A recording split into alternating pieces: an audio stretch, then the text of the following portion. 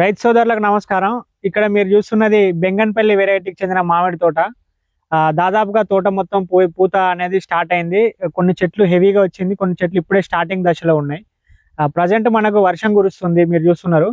ఈ వర్షానికి పూత ఏమన్నా డ్యామేజ్ అయితుందా?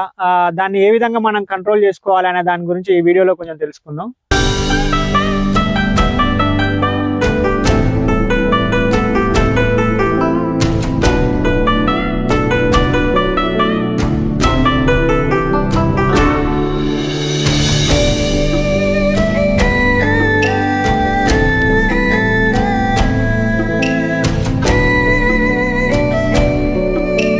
ఇప్పుడు ప్రజెంట్ పూత దశలో ఉన్నది మనకు తోట మొత్తం.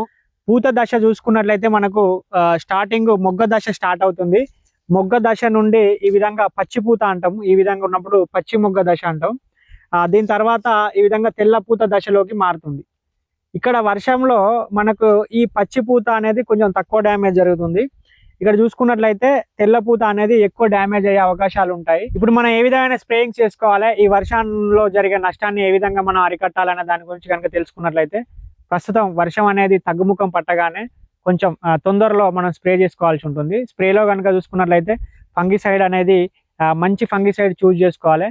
ప్రజెంట్ పూత దశలో ఉన్న తోటలకు కంపల్సరీ మనం హెగ్జాకోనజోల్ కానీ, లేదంటే థయోఫినైట్ మీథైల్ కానీ, లేదంటే ప్రొపికోనజోల్ కానీ స్ప్రేయింగ్ లో తీసుకోవాల్సి ఉంటుంది. ఫంగిసైడ్ కు ఏదైనా ఒకటి తీసుకొని దాంట్లో కంపల్సరీ పురుగు అనేది ఉంటుంది కాబట్టి పురుగుకు మందు, దాంతో పాటు ఇలాంటి పూత దశలో ఉన్నప్పుడు ఏ విధమైన న్యూట్రియంట్ చేయాలనే దాని గురించి కూడా మనకు అవగాహన ఉండాలి. ఈ దశలో కనుక చూసుకున్నట్లయితే మనకు ప్రైమరీ పోషకాలు ఏవైతే ఉంటాయో పొటాషియం, భాస్వరం అనేది అవసరం ఉంటుంది. దాంతో పాటు కాల్షియం, మెగ్నీషియం, సల్ఫర్, బోరాన్ అనేది అవసరం ఉంటుంది. ఇవన్నీ కలిసింది మనకు ఏరిస్ కంపెనీలో హార్టీ స్టార్ అని దొరుకుతుంది. దాన్ని 2.5 గ్రామ్ పర్ లీటర్ నీటికి కనుక తీసుకొని ఒక ఫంగిసైడ్, ఒకటి న్యూట్రియంట్, ఒకటి పురుగు మందు. ఒకవేళ మనకు తేనె మంచు కూడా ఉన్నాయంటే తేనె మంచుకు కూడా సంబంధించి ఇమిడాక్లోప్రైడ్ కానీ, లేదంటే ల్యాన్సర్ గోల్డ్ కానీ, లేదంటే తపూజ్ అని దొరుకుతుంది అదామా కంపెనీలో, కలిపి కనుక స్ప్రే చేసుకున్నట్లయితే మనం కొంతమేర ఈ పచ్చిపూత దశ ఉన్నది మాత్రం బాగా కంట్రోల్ అవుతుంది, డ్యామేజ్ కాకుండా ఉంటుంది. ఇక కొంతమేర తెల్లపూత దశ బాగా హెవీగా విరవూసింది అయితే కొంతమేర నష్టం జరిగే అవకాశం ఉంటాయి. కానీ ఉన్నదన్నా మనం కాపాడుకునే విధంగా మనం స్ప్రేయింగ్ మాత్రం చేసుకోవాల్సి ఉంటుంది. పూత దశలో ఉన్నప్పుడు ఫంగిసైడ్లలో కాపర్ను కానీ, సల్ఫర్ను కానీ ఉండే విధంగా చూసుకోకూడదు.